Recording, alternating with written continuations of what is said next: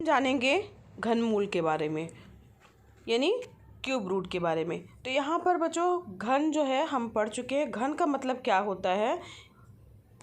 किसी भी संख्या का आपस में 3 बार गुणा। ठीक है, घन का मतलब होता है, क्यूब का मतलब होता है, पावर 3 का मतलब होता है बच्चों उसी संख्या का 3 बार गुणा। जैसा कि आप देख रहे होंगे, अगर यहाँ पे 2 की पावर 3 है, ठीक है, तो 2 का घन अगर हम बोलते हैं तो 2 गुणे 2 गुणे 2, यानी 2 का 3 बार गुणा। ठीक है, अगर 3 का क्यूब बोलते हैं तो 3 का 3 बार गुणा। ठीक है, 5 का क्यूब बोलते हैं तो 5 का 3 बार गुणा। गुणा करने पे जो प्राप्त संख्या होगी वो उसकी घन संख्या होगी। अगर 2 के घन की बात करें तो 2 का घन क्या है बच्चों? 8। 3 का घन क्या होगा? 27। 5 का घन क्या होगा? 125। यानी उसी संख्या का 3 बार आपस में गुणा घन कहलाता है। बच्चों अभी तक आपको ये नहीं पता होगा कि पूर्ण घन प्राकृतिक संख्याओं के बारे में, कि अगर हम बात करें 1 से लेकर कि 1000 तक की संख्याओं की, यहाँ पर अगर 1 से 1000 तक की संख्याओं की बात करें तो उसमें केवल 10 संख्याएं ही ऐसी हैं जो कि पूर्ण घन हैं। ठीक है, कितनी संख्याएं बच्चों? केवल 10 संख्याएं ही ऐसी हैं जो कि पूर्ण घन हैं। 1 से लेकर के 1000 तक की संख्याओं में केवल 10 संख्याएं ऐसी हैं जो कि क्या हैं? पूर्ण घन हैं। एक और महत्वपूर्ण निष्कर्ष है बच्चों कि कोई भी प्राकृतिक संख्या का है, अगर हम उसका घन कर रहे हैं तो घन करने पर जो भी संख्या प्राप्त होगी वो भी क्या होगी? एक प्राकृतिक संख्या ही होगी। तो इस प्रकार से प्राप्त प्राकृतिक संख्याएं जो होती हैं, पूर्ण घन प्राकृतिक संख्याएं जो होती हैं वो कहलाती हैं। अब यहाँ पर निष्कर्ष पे गौर कीजिए। यहाँ पर 1000 तक की पूर्ण घन प्राकृतिक संख्याएं जो हैं, जो कि आपकी 10 संख्याएं हैं, उसमें कौन कौन सी संख्याएं हैं? तो 1, 8, 27, यानी 1 का घन, 2 का घन, 3 का घन, 4 का घन, 5 का घन, 6 का घन, 7 का, 8 का, 9 का और 10 का। ठीक है, तो इस प्रकार से जो है वो केवल 10 जो है वो प्राकृतिक संख्याएं जो हैं वो पूर्ण घन संख्याएं हो जाएंगी। ठीक, 1000 तक में। और जो अन्य दूसरी प्राकृतिक बची हुई संख्याएं, इसके अलावा जो संख्याएं बची हुई हैं वो क्या, वो संख्याएं जो हैं वो पूर्ण घन संख्याएं नहीं होंगी। अगर सबसे छोटी पूर्ण घन संख्या की बात की जा रही है कि कौन सी है, तो वो है आपका 1। कोई भी प्राकृतिक संख्या सबसे बड़ी पूर्ण घन प्राकृतिक संख्या नहीं कही जा सकती है, क्योंकि उससे भी बड़ी प्राकृतिक घन संख्या जो है वो लिखी जा सकती है। तो इस तरीके से अगर निष्कर्ष निकालें तो प्राकृतिक पूर्ण घन संख्याएं कितनी हैं? तो वो है अनंत। ठीक है, तो ये भी एक बड़ी बात है बच्चों। और प्रत्येक प्राकृतिक घन संख्या, प्रत्येक, मान लीजिए जो भी आपका नेचुरल नंबर है, प्राकृतिक संख्या है, उसका जब हम क्यूब करेंगे तो जो भी संख्या प्राप्त होगी, एक पूर्ण घन प्राकृतिक संख्या जो होगी वो प्राप्त होगी। ठीक है, और यहाँ पर प्रत्येक प्राकृतिक संख्या पूर्ण घन प्राकृतिक संख्या नहीं होती। ये भी निश्चित है कि प्रत्येक जो नेचुरल नंबर है वो ऐसा नहीं है निश्चित कि वो पूर्ण घन प्राकृतिक संख्या हो। ठीक है, तो यानी कि प्रत्येक प्राकृतिक पूर्ण संख्या जो है वो पूर्ण घन प्राकृतिक संख्या नहीं होती। ये तो निष्कर्ष हो गए इम्पॉर्टेंट। अब हम बात करते हैं घनमूल की बच्चों। ठीक है, तो घनमूल यानी क्यूब रूट की। तो यहाँ पर देखिए, अगर हम संख्या लेके चल रहे हैं 8, ठीक है, जो कि यहाँ पर है 2 गुणे 2 गुणे 2, ठीक, यानी 2 की पावर 3। तो यहाँ पर 2 का घन क्या है? 8 है। लेकिन अगर हम संख्या 8 लेते हैं, ठीक है, तो उसका अगर हम घनमूल निकालेंगे तो वो क्या आएगा? आपका 2 संख्या आएगा या 2 प्राप्त होगा। घनमूल को बच्चों यहाँ ध्यान दीजिएगा, इस तरीके का ये जो चिन्ह है जिसे हम वर्गमूल बोलते हैं, उसी के ऊपर जो है अगर हम 3 लिख देते हैं तो ये किसका चिन्ह हो जाएगा? ये घनमूल का चिन्ह हो जाएगा। ठीक है, क्यूब रूट का चिन्ह हो जाएगा, घनमूल का चिन्ह इसको बोला जाता है। और यहाँ पर अगर हम 8 लिखेंगे तो यहाँ बराबर क्या आ जाएगा? आपका 2। ठीक, तो यहाँ पर आप घनमूल समझ गए होंगे। जो संख्या है अगर हम उसका क्यूब रूट निकालते हैं तो वही संख्या प्राप्त होगी जिसको 3 बार मल्टीप्लाई करने पर या जिसका घन निकालने पर हमें वो संख्या प्राप्त हो रही थी। तो इस प्रकार से हम कह सकते हैं बच्चों कि किसी भी संख्या का घनमूल वह मूल संख्या है जिसका घन करने पर दी हुई संख्या जो है वो प्राप्त हो जाती है। ठीक है, तो ये अगर हम बात करें परिमेय संख्या इसको उसके रूप में, तो परिमेय संख्या r परिमेय संख्या s का घनमूल है यदि r⁻³ बराबर s प्राप्त हो रहा है। ठीक है, तो इस प्रकार से हम इसको परिभाषित कर सकते हैं। घनमूल का चिन्ह आपको पता चल गया है। यहाँ पर क्यूब आ जाएगा, यहाँ 8 है तो यहाँ पर आ जाएगा 2। यहाँ बच्चों थोड़ा इसके ओरिजिन के बारे में भी बात कर लेते हैं। तो एक महान गणितज्ञ और खगोल शास्त्री थे आर्यभट्ट जी, जिनका जन्म जो है वो 476 ईस्वी में हुआ था और सन 499 ईस्वी में इन्होंने आर्यभट्टीय नामक जो है वो एक गणित ग्रंथ की रचना की थी। उसका नाम क्या था बच्चों?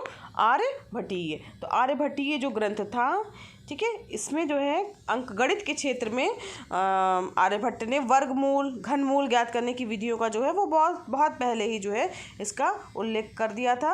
और 5 अध्यायों में एक अध्याय गणित का तथा शेष अध्याय जो है वो ज्योतिषी पर आधारित है बच्चों, ठीक है। तो यहाँ पर जो गणित का अध्याय था उसमें ही उन्होंने अंकगणित, बीजगणित, ज्यामिति और त्रिकोणमिति के जो है वो 33 जो है वो फार्मूले दिए थे।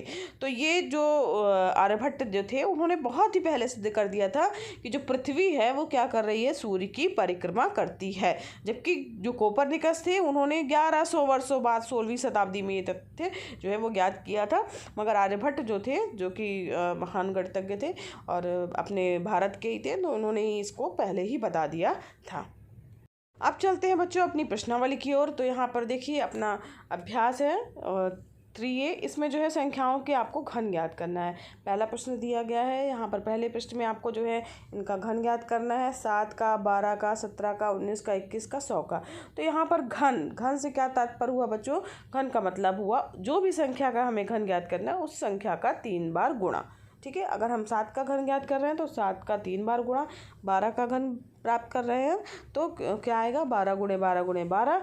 17 का घन प्राप्त कर रहे हैं तो 17 गुणे 17 गुणे, इस तरीके से जो है आपको घन ज्ञात करना है। तो आइए इसमें से देख लेते हैं। तो यहाँ पर देखिए, जब हम सबसे पहले 7 का लिखेंगे, 7 का घन, तो इस तरीके से आप लिख दीजिएगा 7 का क्यूब, 7 गुणे 7 गुणे 7 यानी 343। 12 का 12 गुणे 12 गुणे 12 यानी 1728। और इसके बाद 17 का घन, 17 गुणे 17 गुणे 17 यानी 4913। तो इस तरीके से बच्चों 17 के बाद 19 का, 21 का, 100 का, ये इसमें से आप जो है वो कर लीजिएगा, ठीक है। बाकी इसी तरीके से 3 बार मल्टीप्लाई करना है। आपको जो है मेथड समझ में आ गया होगा। घन का मतलब होता है उसी संख्या का आपस में 3 बार गुणा। इसके बाद बच्चों नेक्स्ट प्रश्न है -5/9 का घन है। तो यहाँ पर -5/9 का 3 बार आप गुणा करेंगे। तो ऊपर देखो बच्चों माइनस में है संख्या, तो इसका मतलब है कि 3 बार गुणा करेंगे तो तीसरी बार भी क्या होगा? माइनस में होगा। तो या तो -25 हो सकता है या -125 हो सकता है। तो -25 नहीं होगा, क्योंकि -5 गुणे -5 करेंगे तो जो है वो 25 आता है। तो यहाँ पर केवल 2 बार 5 का मल्टीप्लाई करने पर 25 आ रहा है, ये नहीं होगा। तो ये -5 गुणे -5, ठीक है, गुणे -5, समझ रहे हैं आप। और यहाँ बटे में 9, बटे में 9 और बटे में 9, इस तरीके से करेंगे आप। तो यहाँ पर 125/729, ये आपका विकल्प सही हो जाएगा। दूसरे प्रश्न का उत्तर आपको समझ में आ गया होगा। नेक्स्ट प्रश्न है बच्चों आपका तीसरा प्रश्न, निम्नलिखित में कौन सी संख्याएं जो हैं वो क्या है? आपकी पूर्ण घन संख्याएं हैं। तो इसको कैसे ज्ञात करेंगे? यहाँ पर देखिए दिया है 64 है, 216 है, 243 है, ये जो संख्याएं दी गई हैं। तो पूर्ण घन ज्ञात करने के लिए कैसे पता चलेगा बच्चों आपको कि ये संख्याएं पूर्ण घन है? तो सबसे पहले आप जो है इनका क्या निकालेंगे? LCM निकालेंगे, लघुत्तम समावर्तक निकालेंगे।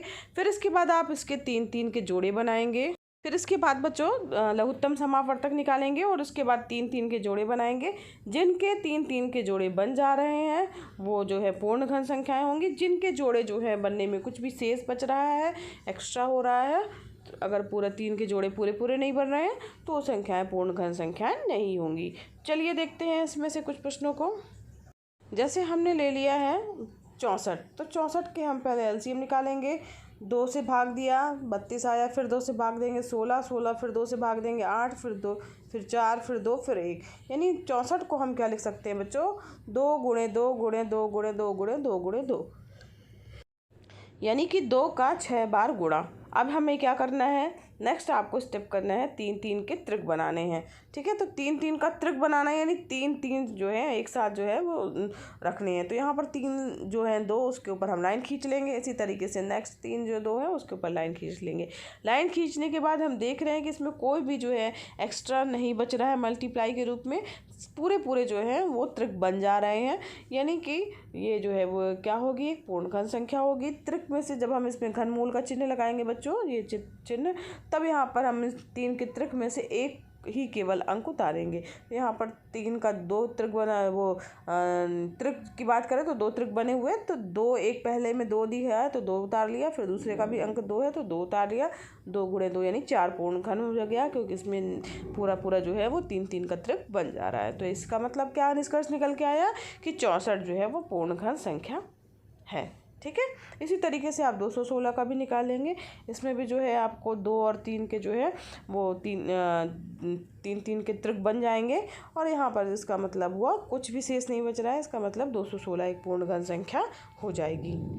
अब हम 2 और देख लेते हैं। यहाँ पर 243 है, इसका हमने जो है स्टार्ट किया। जब भी एलसीएम आप लेना स्टार्ट करेंगे बच्चे, छोटे से छोटे संख्या से स्टार्ट करेंगे। तो यहाँ पर हमने 3 से स्टार्ट किया, तो और करते करते यहाँ पर हमारे पास में 4 3 आ गए। 243 को क्या लिख सकते हैं, 3 गुणे 3 गुणे 3 गुणे 3। अब यहाँ पर हम त्रिक बनाएंगे, तो त्रिक जो है यानी 3 को एक साथ हमने कर दिया, और एक जो है 3 जो है वो बच जा रहा है, यानी पूरा त्रिक नहीं बन पा रहा है। इसका मतलब क्या हो गया कि 243 पूर्ण संख्या नहीं है। समझ में आ रहा है आप लोगों को बच्चों? इसी तरीके से 900 को भी करेंगे, आप इसको मल्टीप्लाई के रूप में लिखेंगे, फिर त्रिक बनाएंगे।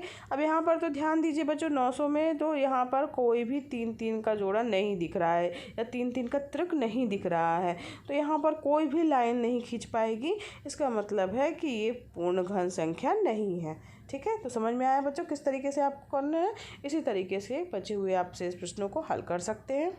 तो बच्चों आज की वीडियो क्लास में बस इतना ही। अगर पढ़ाना पसंद आ रहा हो तो वीडियो को लाइक कीजिएगा बच्चों। चैनल पर नए हैं तो चैनल को ज़रूर सब्सक्राइब कीजिए, साथ ही बेल आइकन भी प्रेस कीजिएगा, ताकि आपको बच्चों नए वीडियो का नोटिफिकेशन मिलता रहे। मिलते हैं बच्चों नेक्स्ट वीडियो क्लास में। धन्यवाद।